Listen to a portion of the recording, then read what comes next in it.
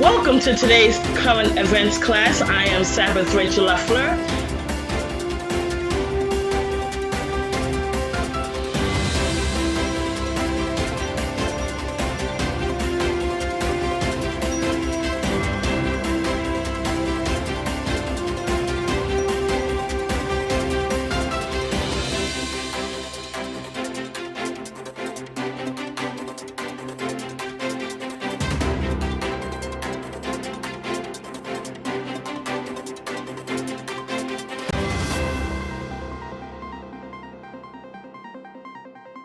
Welcome everyone to this week's edition of the Current Events class. I am your host for today, Sabbath Lafleur, and today I have with me some of our high school students from ATLAH High School. You've seen them before, but I'd like to introduce all of them to you. I have with me today Israel Lewis, who is a ninth grader in our high school. I have Layla and Yegbu, who is a junior. I have two brothers, Zachariah Alhaimi, as well as Ishmael Alhaimi, who are also juniors in our high school. Welcome, everyone. How are you doing today? Good. All right, that's great. Now, there's a lot to talk about today, and I was trying to figure where should we get started. Obviously, you all have been watching the news. You've been watching what's been going on in the world. And one of the biggest things to say that is in the news now, it's what's going on with Black Lives Matter and the protest. I don't want to take away from the coronavirus because we know that that is still going on, and we will talk about that as well. But Black Lives Matter has been in the news lately, especially since the death of George Floyd and also Rayshard Brooks. They have skyrocketed. They are everywhere. We are seeing their writings everywhere, and Pastor just spoke about this morning, the fact that they are going to be actually painting a mural here in Harlem, on the streets of Harlem, stating Black Lives Matter. But I want to talk about Black Lives Matter in this respect. This past weekend was Father's Day, as you all know. And in Chicago, it has been stated that 56 people, it has gone up since then. 104 people have been shot over Father's Day weekend in Chicago, and 14 of those people have died. Now, the news has stated that 4 of those people were children, and it's conflicting because the numbers change. The first time I read this, it was 56 people that were shot and 10 people that were killed. But regardless, the point is many people have been killed over the Father's Day weekend. Now, this is certainly not the first time we have heard news like this. This has been ongoing, especially in the years of the so-called reign of Obama, the long-legged Mac Daddy, the so-called first Black president. People were killed in Chicago repeatedly during the time that he was president of the United States. And it is still going on, and I will mention why that is taking place. But in regards to Black Lives Matter, as you all have seen them over the past few weeks and protesting and all of these things that has been going on, all of these people killed in Chicago on a continual basis, all of these Black people being killed by other Black people in other cities and states around this country goes on repeatedly. We all know that. In the communities that you live, you may know that to be true as well. So when we talk about Black Lives Matter, or this organization that states Black lives do matter, my question to you is, do you really think that they represent Black lives that truly matter? Or what do you think about this organization in general? Layla, I'm going to start with you. Well, I think that half of them, they do represent that Black Lives Matter, but I think the other half, I feel like the other half, they just want, they want to give out, how do I say this? They want to give out, race, anger towards white people. It's not about equality for them. It's more of a hatred thing for whites, instead of being united and equal.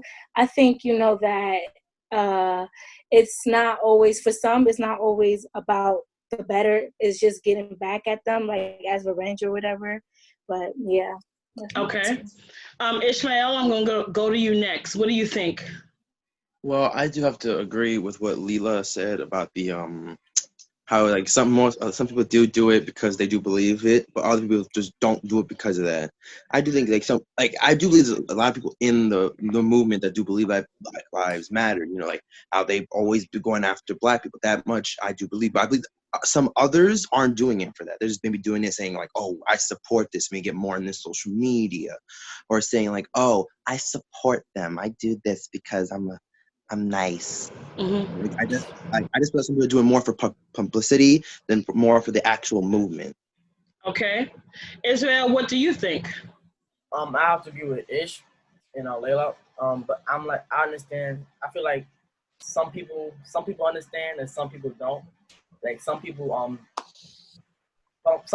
understand why they're doing the marching and stuff, right? But I believe that majority of the other people are just doing it, I don't know, I guess for fun, or as it said, for publicity, right? Because I truly believe that like majority of the people do not understand why they're marching, if you understand what I'm saying. Okay. And Zachariah, your thoughts?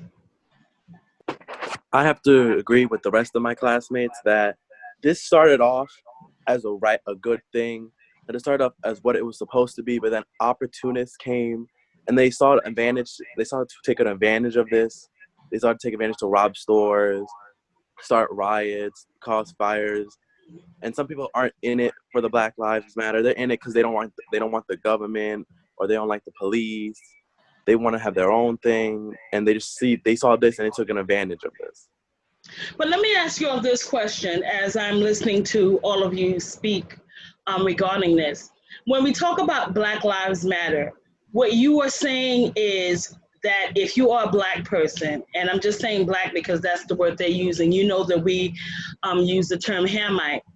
But what they're saying is that if you are a Black person, that your life is worth something, that your life matters, that you are not to be disregarded, that you are not to be thrown away when they say the Black Lives Matter, right? So my question to you is this: if Black lives truly do matter, and you're saying that Black lives are worth something and that they should not be disregarded and they should not be thrown away, then why don't we see protests taking place like we are looking at now when Black people kill each other? Because this happens on a day-to-day basis. As I just stated to you, 104 people were killed just over this past weekend in Chicago. Why don't we see protests the way that we have been looking at over the past month? In regards to these Black people, don't these Black people lives count? Were they not important? Was it just about George Floyd? And we know that he was murdered. I'm not taking that away. We know that this police officer murdered him. But when we talk about Black people and you talk about their lives really mattering, what about 104 people who were just shot this past weekend? What about the 4 children who died over this past weekend in Chicago? Don't their lives matter as Black young children? Or is it just about when white people do something to Black people? I mean, I want you to really think about that when you talk about an organization who is so-called saying that they represent Black people and that Black people are so important to them. But yet we only see the outrage when white people do something to Black people. But yet when Black people do things to other Black people, we don't see that same outrage, especially at the extent that we are looking at now. What do you say about that, Ishmael? Well, I think it is because of that. I think it's mostly because they have this tension between the white people, the Black and the white have tension between each other. Because even like a long time ago, white people had Black people as slaves, and that tension hasn't gone away. Even though nowadays, no one here's been a slave, but that tension is still there. And even though it wasn't us, we were like, oh, but you did this. Your people did this, and you might do it again. You know, So are you saying that their focus is just primarily on, as you're talking about the tension between black and white people, that their focus is just primarily on that tension? That's all it's focused on. Most of it is based on that tension of what the white man did to the black people, what they did to them. That's why they're like, if you see a black man shoot another one, they're not going to talk about it. But if you see a white man shoot one, it's a big deal. But why isn't that a big deal, Ishmael, as you just brought up? If a black man kills another black man, which happens all too often in the communities, why aren't they outraged about that? Does that not matter? Should that not matter? No, it does matter, because still, you're taking somebody's life. That's still someone dying. But I still think it's because they feel like they still, that tension, they kind of want revenge in a way. But they kind of want them to suffer how they did. They want them to go through the same stuff they went through, or like something similar to it. So they wait for like a white person, like, oh, like how with George, a white cop killed him. They're like, okay, that's it. A white man did it. We're gonna just get on that. We're just gonna start, building on that. Like how this always happens with the white cops are focusing on the black people. Even though like there's some other people, like gangsters, these black people like killing other black people, but they don't want to focus on that. Right. They want to focus mostly on the racial part of it. How the white man killed the black man. Okay.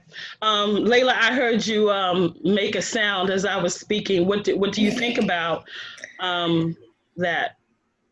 Well, I would have to agree with Ish, because on a day-to-day basis, when black people kill black people, is like we killed them.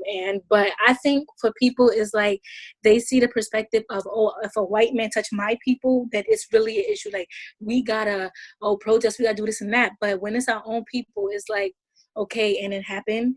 I think people are so blindsided and focused on the part where it's a different race, and the race is a white man, and that they see it as a threat, and they see it as we have to do this, we have to step up because they're killing our people. But we kill our people all the time, like on a day-to-day basis. And I don't think people are realizing that this goes both ways. Yes, it has happened a lot with white people, but this also goes both ways with blacks as well. And also, just like Ish said, that you still taking somebody's life, right? So that should matter as well. But people is gonna always have their own mindset of things and how they comprehend and think the way they think. Okay, Israel, what do you have to say? Layla just said everything. I don't think I can say anything to that. But black on black crime, I don't think they pay attention to that. It's like a regular thing to them, as they said. When a white person kills a black man, yes, they're gonna go out, of course. I think it's only for attention though, because as you said before, I don't know why they don't do an outrage when it's black on black crime. I don't know why I don't get on the person who killed his fellow my fellow, I guess you could say. Right.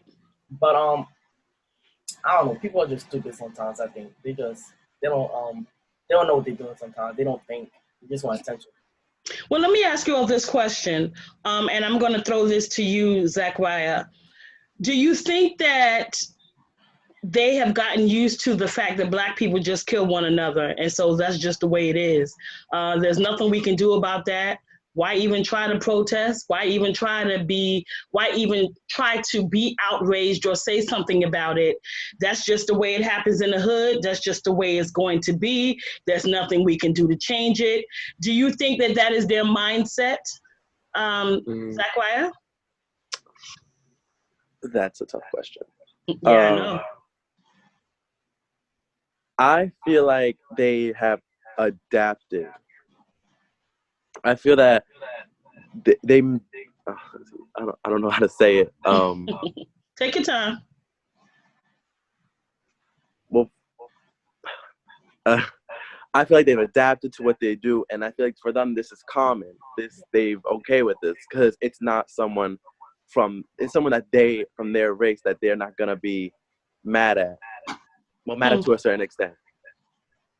That they've been dealt this card and they've decided to deal with it. And I, I know it's a tough question that I'm asking, but I want you all to really just think about it for a second as we are watching all of this unfold in the world.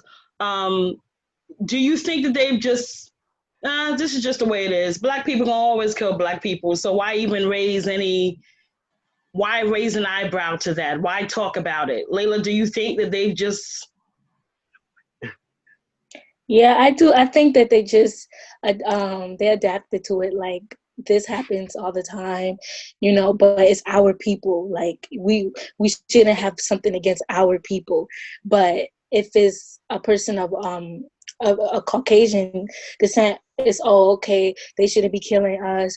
And I think it's a matter of the fact that they need to open up their eyes and see that it's their people and other people killing one another. And I don't really think that they are gonna have an issue with their own kind killing one another, because they probably made up their mind as, like, it's our culture, this happens, so I mean, why try to fight against it? But let's fight against the white man. I'm not trying to say I support the killing, Right. but I'm just saying. Now, you just raised a thought in my mind as I'm listening to you. As you just stated, it's our people, it's part of our culture. This is part of our culture. So this is just the norm. So let me ask you this question in light of what you just stated. Do you think that, obviously, the mindset to focus on raising the communities, Black communities, and again, I'm using that word Black, I'm using that term, but I want to say Hamite communities.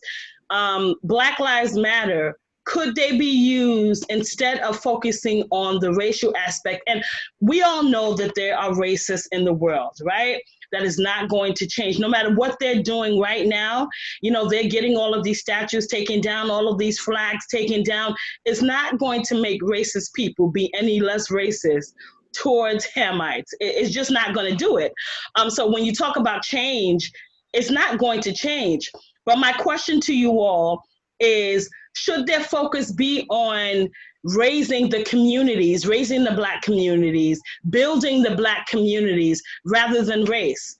Do you think that if they focused on building the Black communities, we got Black communities that don't have fathers in the home, we have Black communities where there is severe poverty, where people are dependent upon the government to take care of them, Black communities where there are many uneducated people that are there, Black communities where they are doing nothing but selling drugs and being involved in gangs and just hanging out and so forth.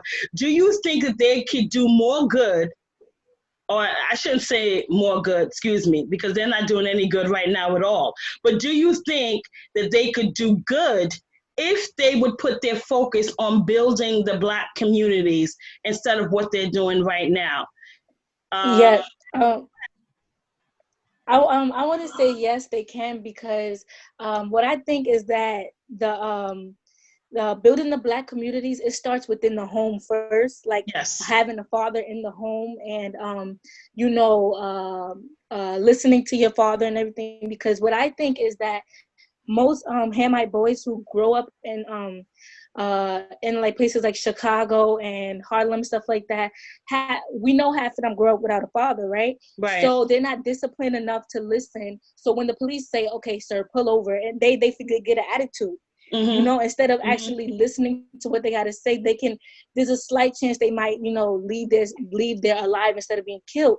But because you're in a home where you don't have a father who disciplines you and tells you what to do and everything, you get the sense of, oh, I can fight back. I have the audacity to, like, that flair of you can do whatever you want.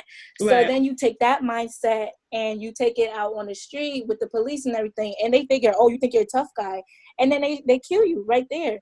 So what I think that Black Lives Matter needs to start within the communities, in the homes first, before they even try to deal with racial people and making them change and whatnot. Right. As you are here today with three males, and with three males who have fathers in their home. All of you all of you have fathers in your home. And so I'm asking you, Israel, in terms of what Layla just stated, what do you have to add to that? Okay. So I'm just saying, hypothetically, if I wasn't like a part of the church with the leader, Pastor Man and my father, Mm-hmm. I probably would have been off. But since I'm like in the church and stuff, I'm like, my father has control of me. He tells me what to do, I do it. Pastor tells me what to do, I do it. They rebuke me, I change. I mean, having a father is a really important thing to have in your life. Right. Because I don't know, you'll be able to do things successfully with a father. Like if you how do I put this? I mean, if you don't have a father in your house, you're gonna go off. Like I seen kids on the street, I don't know, ghetto, and I know they have no fathers because of the way they act and the way the spirit is. Right. But the point I'm trying to make is having a father in your life is really an important thing to have. So you can go places. You can go places with a leader in your Now I find it interesting, Israel, that you stated that if you didn't have your father and you didn't have Pastor Manning, you think you'd be just like the boys on the street. Is that what you said in the beginning? Yes. That's quite interesting and profound. Ishmael and Zachariah, both of you have your father in your home. As Layla just stated, that she thinks if Black Lives Matter really wanted to help Black people, they need to focus on building the community. What do you all have to add to that? Well, yes, I do have my father in my home, but sometimes my father, he works. Right. And he works long hours, sometimes like 12-hour shifts. So he was never always there. So sometimes when they're talking about how fathers could change how the person acts, I kind of half about that. Because on one thing, yes, a father figure is nice to have. You need someone to look up to. And those young people look up to their father as their father figure. But, sometimes I feel like it's just how you raise a child in general. If you try to focus on raising your child, okay, like don't talk back to the police or say thank you, hold the doors for others, like raise them like to be a kind soul, they'll do what you tell them to do as long as you keep them on the right track. So that's what I'm not saying. A father's not like a big, like if you don't have a father, that doesn't mean your child won't grow up like to be sassy and stuff. I do feel like it could help to have two parents to in a sense, like really, how do you say, like teach the child. But I wouldn't also say one parent's not bad either. The parent has to learn how to, in a sense, teach them. Because even if you don't have a father, you could still teach them what a father could teach them. Right. I will say this, Ishmael and Zach, and you may not see it now as young men, but your father owns his own business, and I think that needs to be said. And because he owns his own business, he does work long hours, but the two of you often work in your father's business with him, along with him many times. And so your father is instilling work ethics in you, but you may not realize it right now. Having those moments of working in your father's business is instilling work ethics in you that many young Black males don't have, let alone they don't have a father, but to have a father to have his own business, it's a little different. And you may not see it now because you are young, but my father had his own business when he was growing up, and I worked in my father's business as well as my siblings did. We all worked in his business.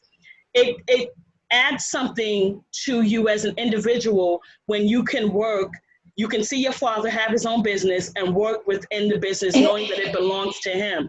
And so I think that needs to be said, as I've heard the statements that you make.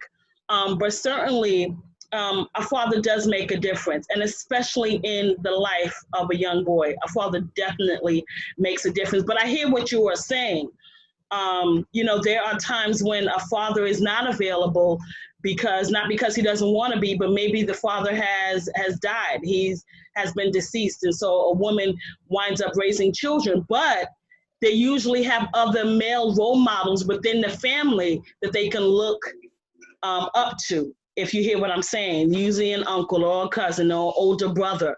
But as I go back to what Israel said having his father and pastor, a strong man in the house, really does make a difference. And certainly with many of these young boys that we are witnessing with Black Lives Matter and just around the world, especially in the Hamite communities, they don't have fathers. They don't have fathers. And no matter how good a mother is, she cannot teach a boy how to be a man. It's never going to happen. She could work as hard as she could, but she cannot teach a boy how to be a man. There's just no way that will ever happen. So on that note, I want to take a quick break, and then we are going to be back. And when we come back, I want to talk to you about defunding the police as we talk about Black Lives Matter. And I want to get into the coronavirus because it's still here. So everyone stay tuned. We'll be back with more of the current events class.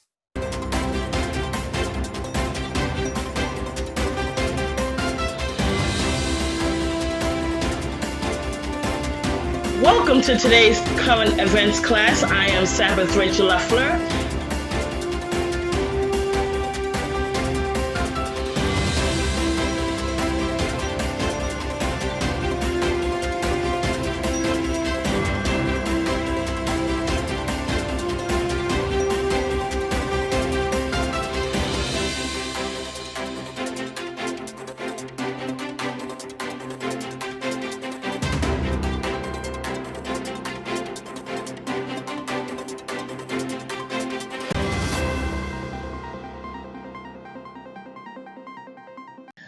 All right, we are back from the break, and again, I am Sabbath Lafleur'S here with some of our high school students.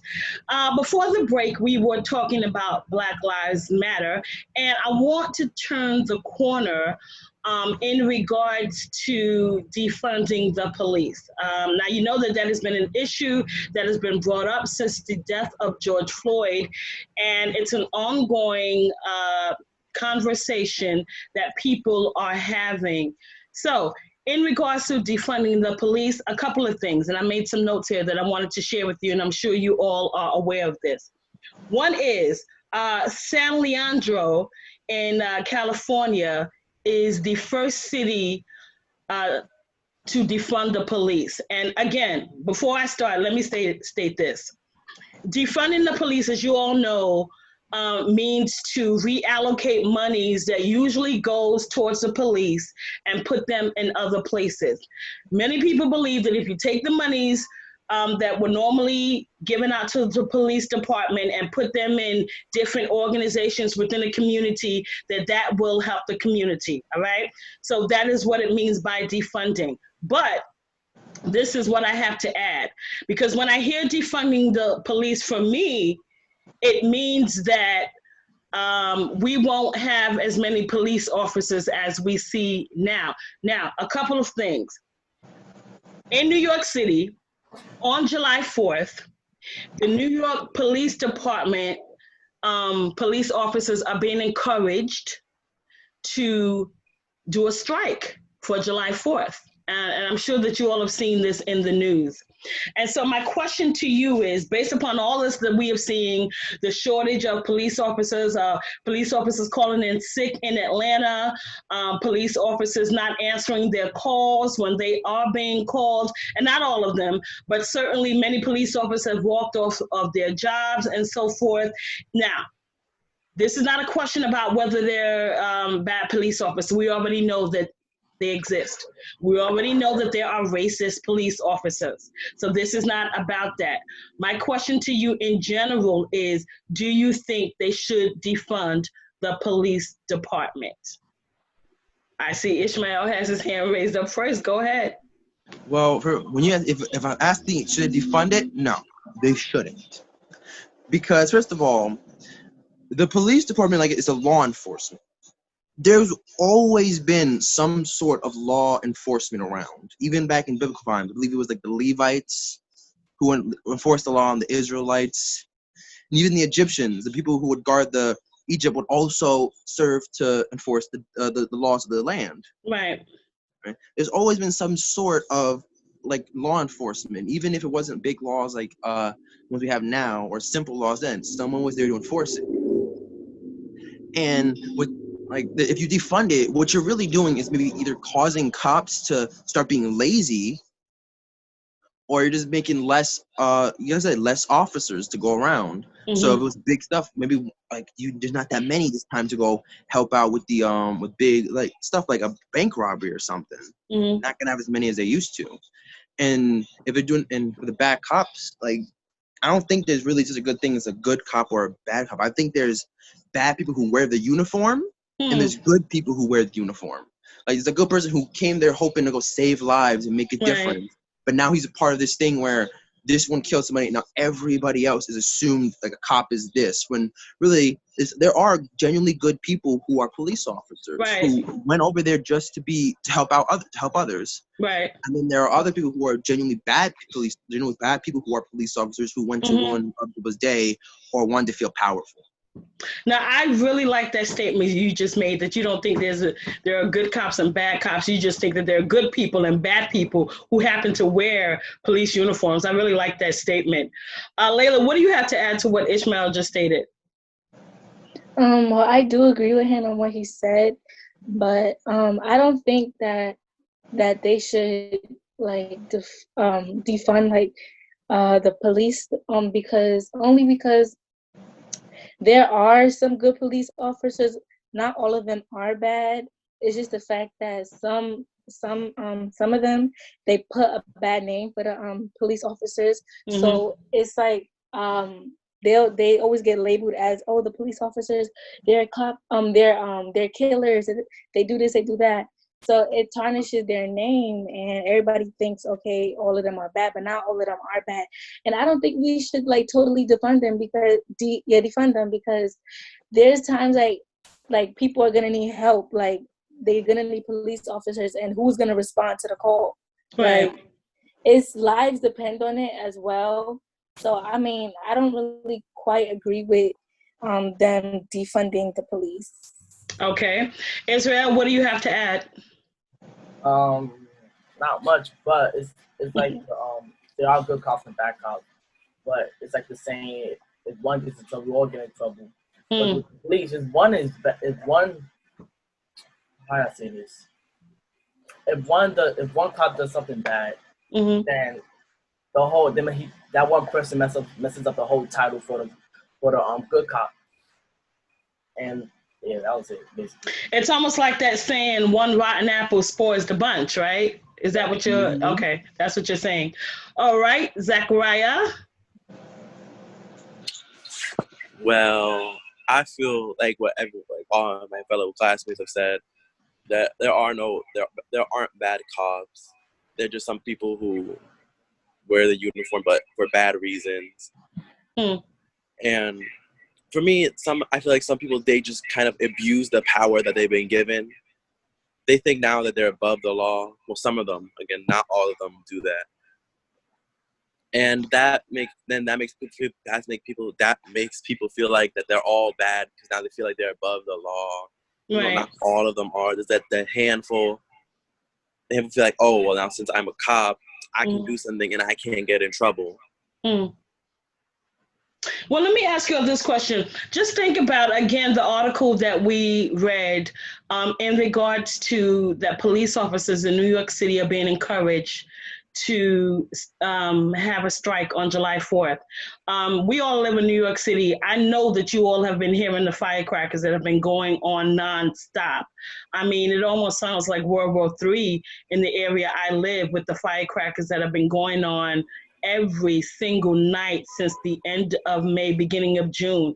But think about on July 4th, if police officers actually do strike, and that when they are needed, they don't answer the calls. Just think about what kind of chaos that would be for us here living in New York City. And also think about the fact that this call is being made by many of Generation Z, which is your generation. Generation Z are those, and they're conflicting years as to what some say born after 1997, some say born from 1995 to 2012 or 2016. But this is Generation Z, again, which is your generation. Of course, we're going to throw in some millennials within that group as well. But this is the this is what they are calling for, defunding the police officers. And the thing that I find interesting, and again, you'll share your response to what I'm saying, is I find it so very interesting that many people who are calling for defunding the police, a lot of them, especially the high up people who have these high positions, don't actually live in the hood, don't actually live in the ghetto. They want to defund the police. But the other aspect is that it's coming from a lot of young people who are saying to defund the police. And as you were speaking, Ishmael, when we need them, when you call them, if Black Lives Matter were about the business of truly caring about Black lives and work on building the communities, who's gonna put things in order? If there are no police officers, if the community is already broken, you all just stated that there are no fathers in the home and the importance of fathers in the home. What kind of order is there going to be? Is there going to be any order? Who's going to run out when something happens, Ishmael? Hey, listen, nobody. No one's going to come because now they feel like they're being mistreated out of everything they've done. Now they feel like they're trying to defund them, trying to take the thing that, like I said, that some people who are actually trying to do stuff, right, now they're being like misjudged and stuff. Like I said before, there's always been a type of law enforcement. Right. Always. To enforce the laws and tell people what was right and what was wrong. Now people want to take that away. That's just caused nothing but anarchy. It's going to nothing but chaos and destruction. Now someone can go murder somebody, and then what are they going to do? Call the cops? They took the cops away. Yeah. They do whatever they want.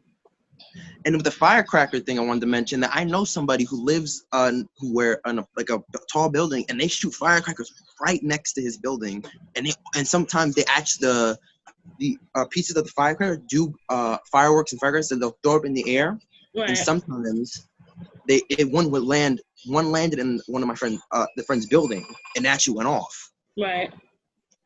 And I heard it through his mic, and I actually was wrong. He said someone like literally threw a firecracker in my house. And I was surprised because I haven't heard any firecrackers go on, like firecrackers or fireworks, but it's become more and more popular. Yeah, it has. It definitely has. But as we're talking about defunding the police, and this is what they're calling for, and again, the city in California, who's amongst the first city to actually defund the police, I guess we're going to see what takes place. I think it's important that we remember we're in the midst of the tribulation, right? And so a lot of these things, in fact, all of these things that we are witnessing is par for the course, is part of what is going to take place in the tribulation. We haven't even gone through the famines and the pestilence yet and the earthquakes in dire places.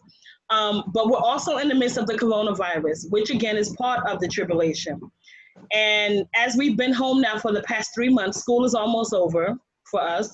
I'm sure you all are excited. Yay, school is almost over.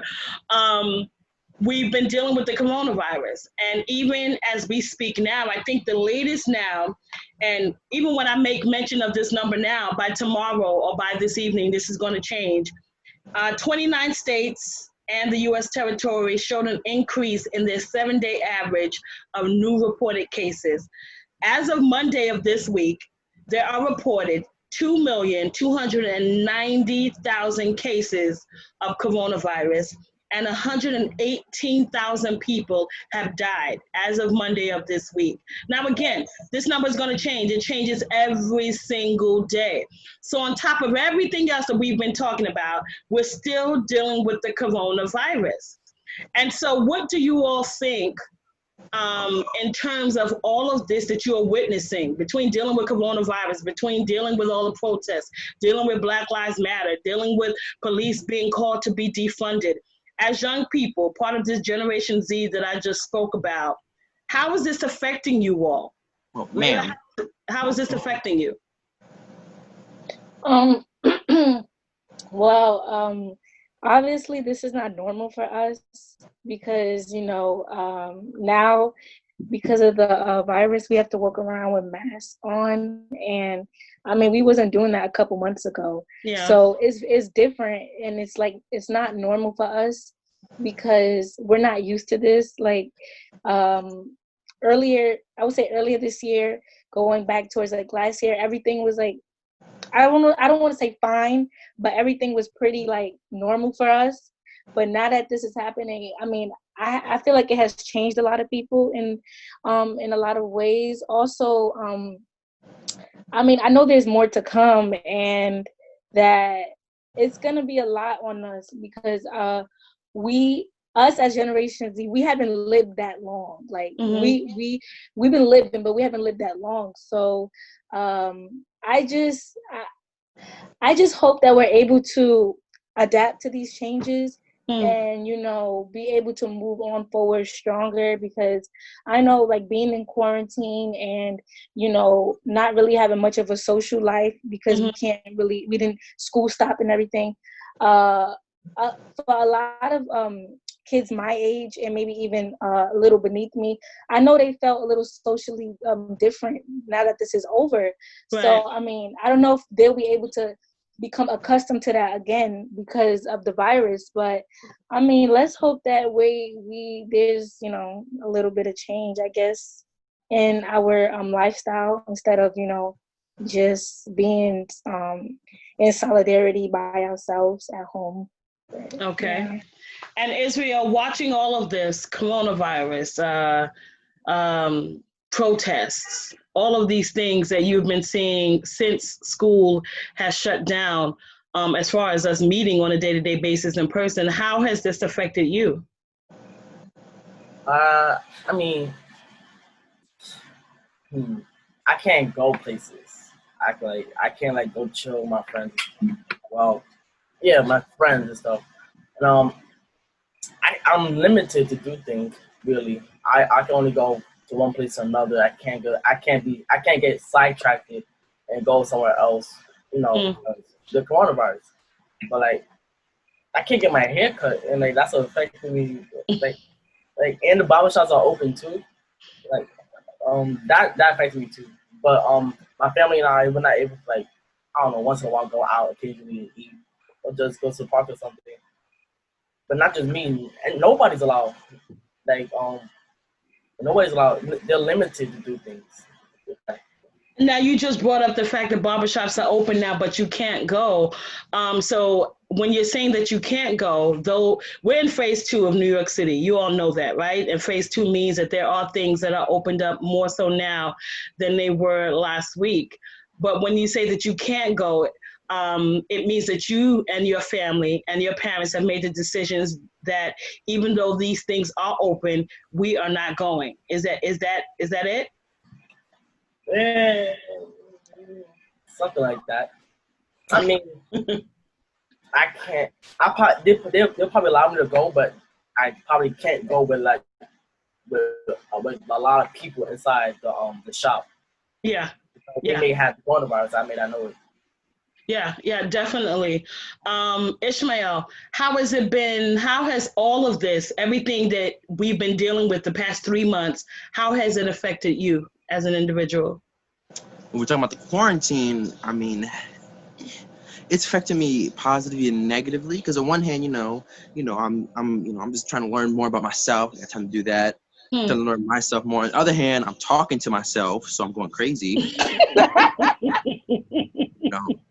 It's like both evenly like good and bad, because one hand like that with the quarantine, and the barbershops, my barbershop's open, but they're doing appointments now, so you gotta do it at a certain time, certain like time schedule. You gotta like say, oh, can we get that guy over there, that one over there, I want them to cut my hair, right?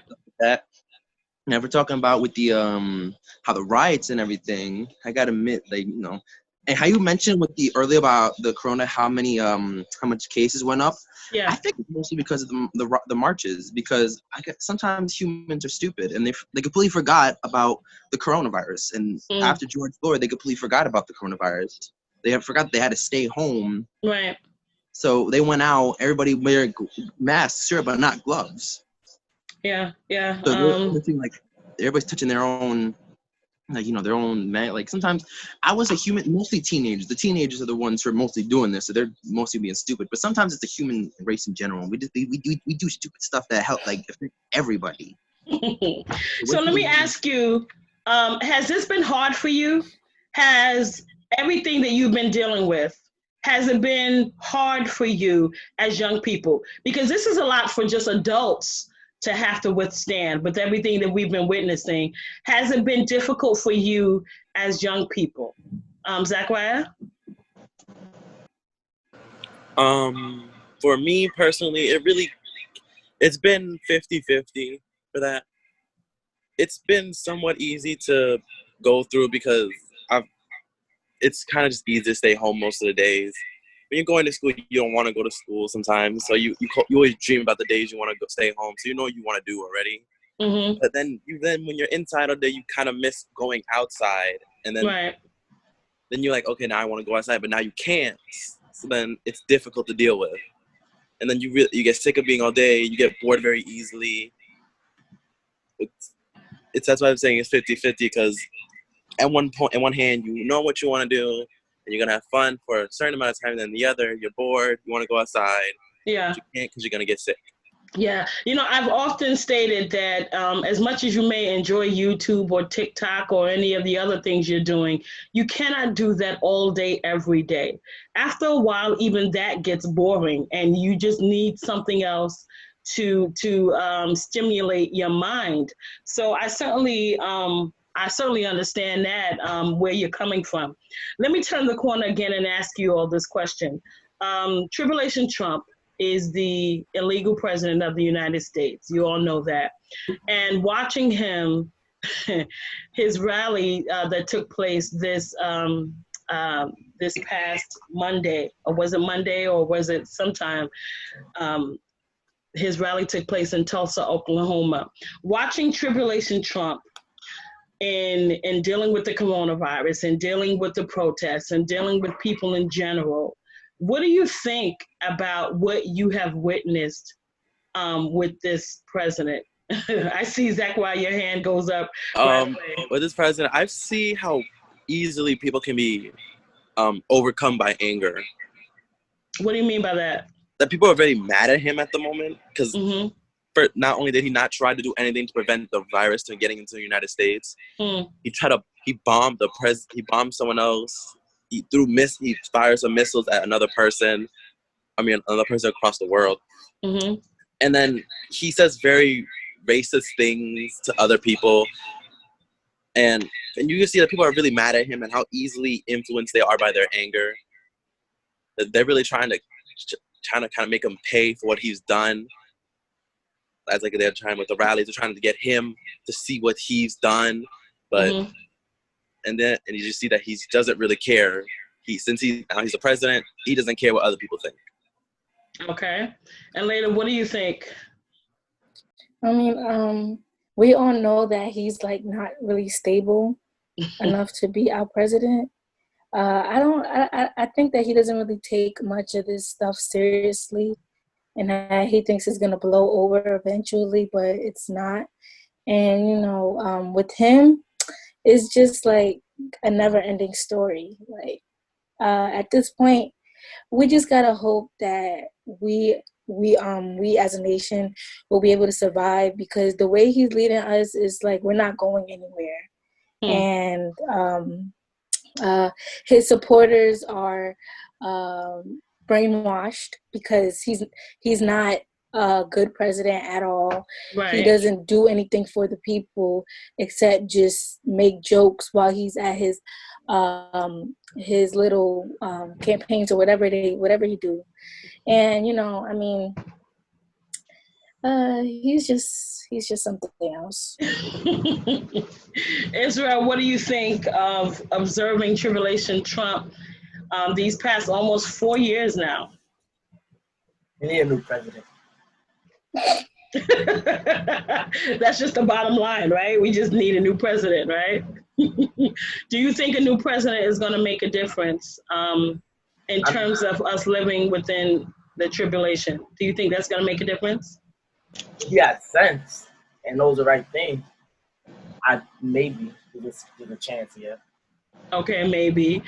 Zachariah, I see your hand, but let me get Ish real quick and ask him what are his thoughts about Tribulation Trump. He's just bad. He's doing terrible at his job. He's just terrible. Okay. Because, What? like my brother said, I mean, he tried to launch missiles. I don't see the last president even attempting to do that. And then again, when the coronavirus started, all he did was hide in a bunker. Well, he let all of us stay here, tell us to wear masks, but he decides to go hide in a bunker. Then again, he doesn't even know how to type on Twitter. Do you see the words he messes up? Yes. He's the worst president. He's gonna go down in history for that. He's gonna go down in history as the worst U.S. president to ever exist. Now, Zachariah, you had your hand up. You had something to say? Yes. That the question you asked Israel, saying would another president help? Right. That depends on the president. Because we elected a man called Trump because he made promises that he couldn't keep. Yeah. He said that he would make America great again, but he made America worse again. And we fell for those promises because we believed that he would actually do them, and we let other candidates who could have done good go away.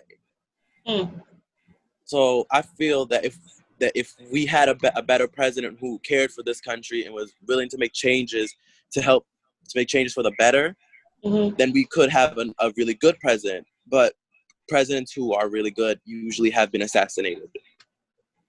You know, you had me thinking, in terms of presidents, now Tribulation Trump, again, obviously is the president right now.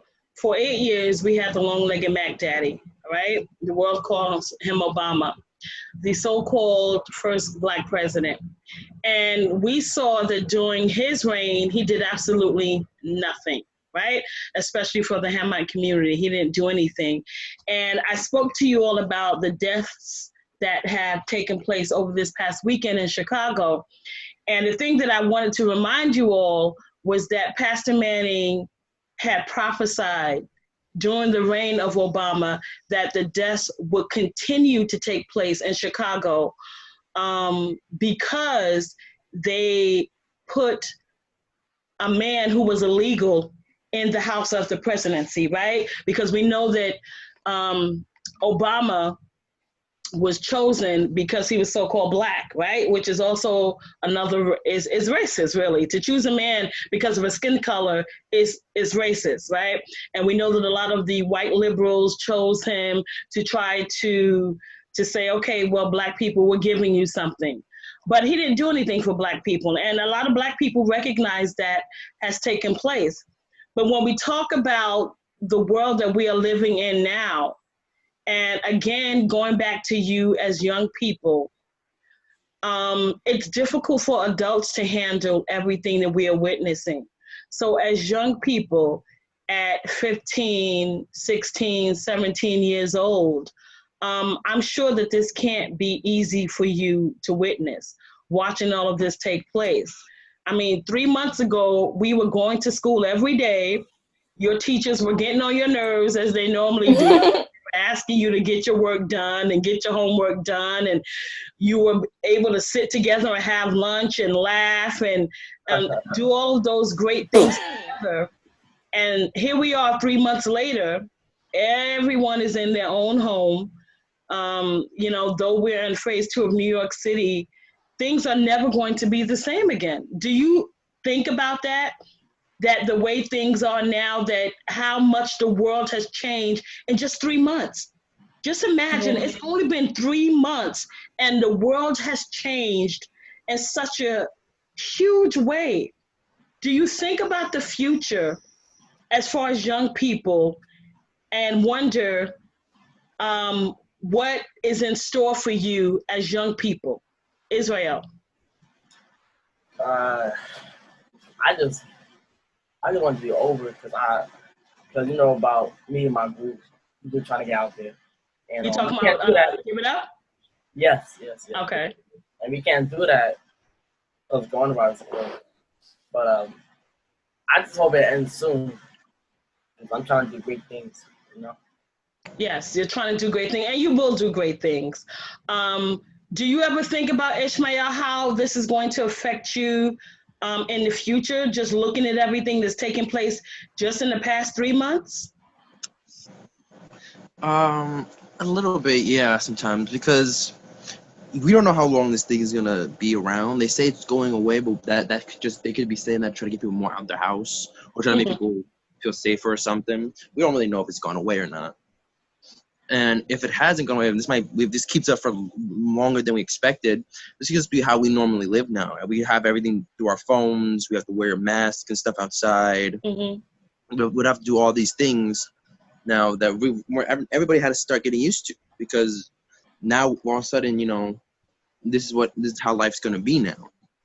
And in a sense where, how do I say, we're in this, like, everybody now has to adapt, and we're not sure when we're going to have to stop adapting to what we're in now. Right. And if we do it for too long, we're going to just think this is normal. So if we ever go back to what we normally do, we're going to have to start adapting to that again.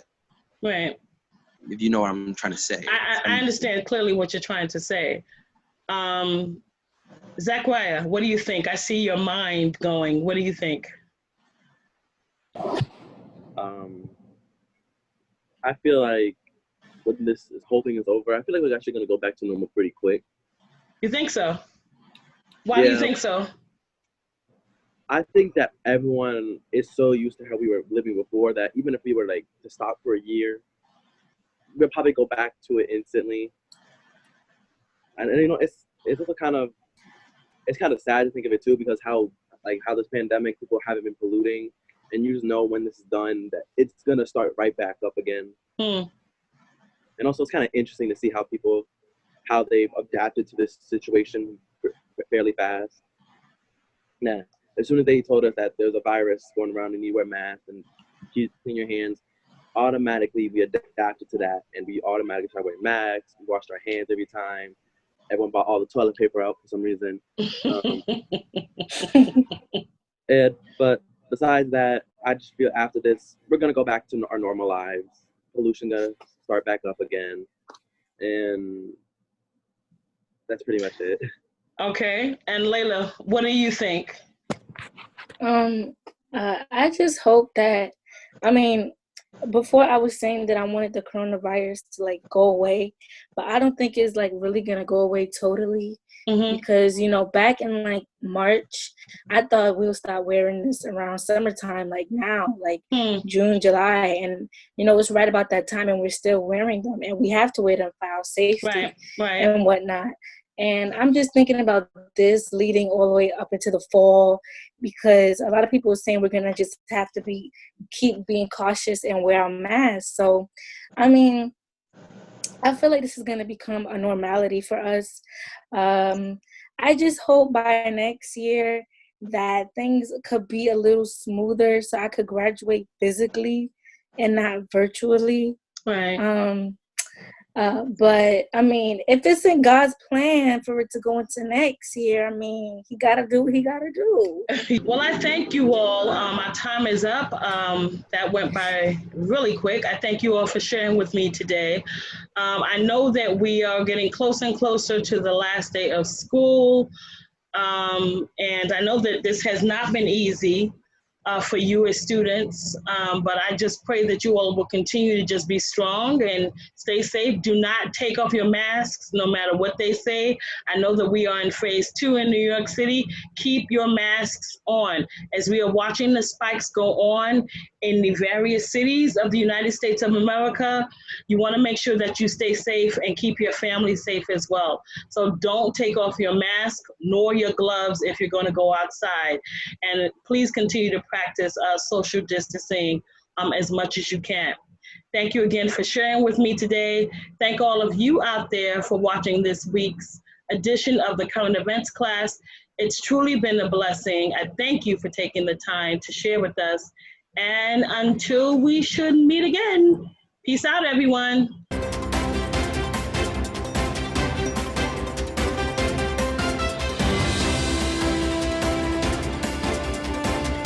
Welcome to today's Current Events class. I am Sabbath Lafleur.